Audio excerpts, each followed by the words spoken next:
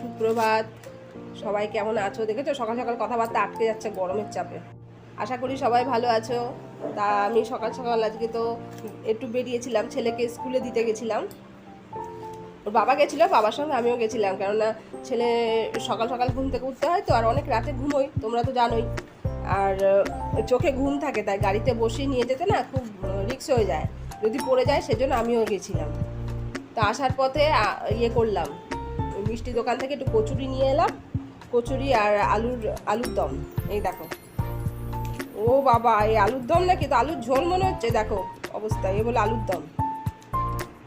বাড়িতে এসে হাত পা ধুয়ে চা করে চা খাওয়া হয়ে গেছে।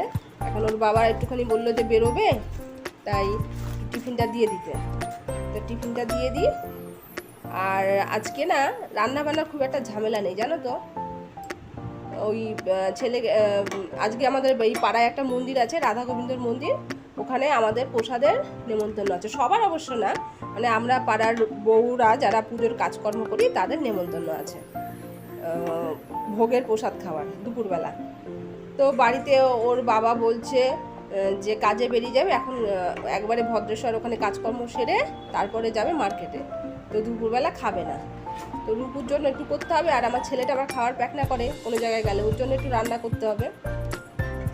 আর আমরা তো আবার রাতে খাবো, তাই না, রাতের খাবারটা একবারে করে ফেলবো। তো রূপু আবার পনির খেতে খুব ভালোবাসে, আমরা মোটামুটি সবাই মাছ মাংসের সাথে পনির খেতে ভালোবাসি।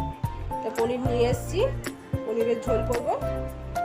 তারপরে তো সংসারের সব কাজ পড়েই আছে, নেমন্তন্ন হলে কি হবে, সেই এই খাওয়া দাওয়ার পরে আবার এক গাদা এঁটো বাসন জমে আছে রাতের, মানে রাতের বলতে আমি এমনি জল দিয়ে ধুয়ে রেখেছি, মাজা হয়নি, মেজে টেজে পরিষ্কার করবো।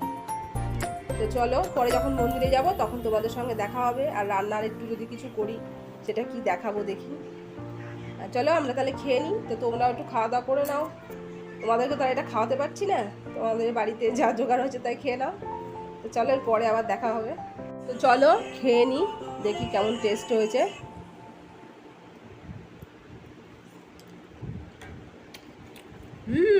ভালো করেছে কিন্তু আলু তরকারিটা, ঝোল ঝোল হলে কি হবে, খেতে টেস্ট হয়েছে।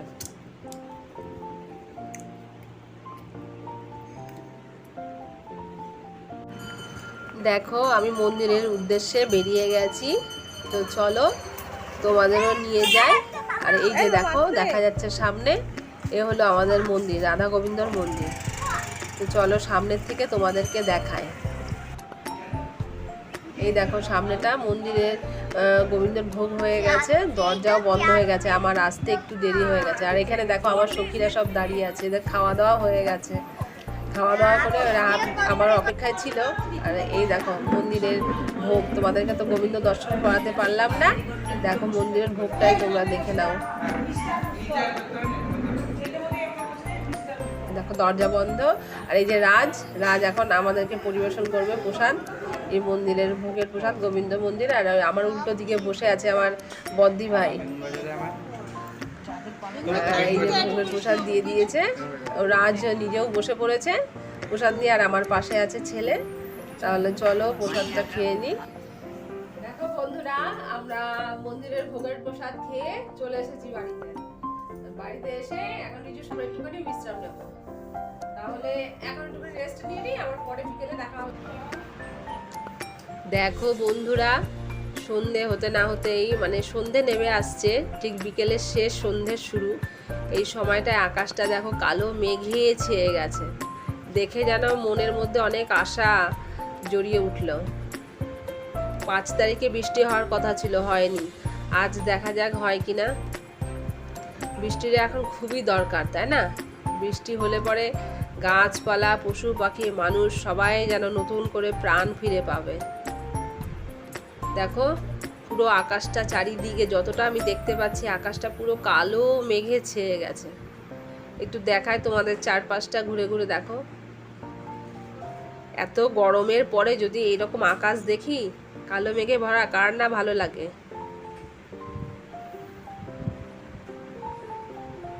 দেখো কত সুন্দর লাগছে। দেখো বন্ধুরা, কথায় বলে না চাতক চেয়ে থাকে জলের অপেক্ষায়, ওই দেখো লাস্ট ফিনিশিং, হয়তো আজকে চাতকের আশা পূরণ হবে। এখন বাজে 7টা 15, এখন শুরু হয়ে গেছে মেঘেদের ঘন ঘটা, আকাশ ছেয়ে গেছে কালো মেঘে। তোমরা তো দেখতে পাচ্ছ কেমন বিদ্যুৎ চমকাচ্ছে, আর সাথে ঝিরিঝিরি বৃষ্টিও পড়ছে। তাহলে আজকের মতন ব্লগটা আমি এখানে শেষ করি। আজকের দিনটা সারাদিন অন্যরকম ভাবেই কাটালাম, এখন বৃষ্টিটাকে উপভোগ করি। সবাই ভালো থেকো, আনন্দ থেকো, সুস্থ থেকো। আর আমার মতো তোমরাও সবাই চলে যাও ছাদে বৃষ্টি উপভোগ করতে। অবশেষে ঝমঝমিয়ে নামলো বৃষ্টি। এরকম যদি বৃষ্টি নামে এত গরমের মধ্যে কার না ভালো লাগে বলো? মনে হয় যেন সংসারের সব কাজকর্ম ফেলে রেখে বসে থাকি জানলার ধারে। ওই দেখো, একবার ভাবছি যে মোবাইলটা অফ করি, আবার ভাবছি না চলুক, তাই না, রাখি।